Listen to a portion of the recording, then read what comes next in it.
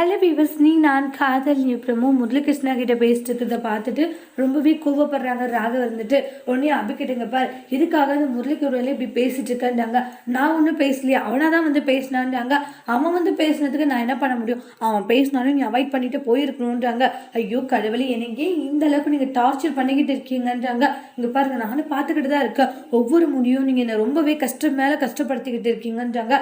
ஏதோ வந்து நான் தப்பு பண்ணுற மாதிரி, அவங்க நல்லவங்க மாதிரி, இதெல்லாம் உங்களுக்கே கொஞ்சமாச்சும் நியாயமா இருக்கான்றாங்க. இங்கப்பா, நீ பண்றது தப்பு, அதனால தானே நான் இப்படியெல்லாம் பேசிட்டு இருக்கேன்ட்டு ரொம்பவே கோவப்பட்டு சண்டை போடவும் உடனே ஒரு கட்டத்தில் கோவம் வந்துடுது அபிக்கு. போதை நிப்பாட்டீங்களா? என்னோட கேரக்டர் பற்றி தப்பாக பேச உங்களுக்கு என்ன தகுதி இல்லை சரிங்களான்றாங்க.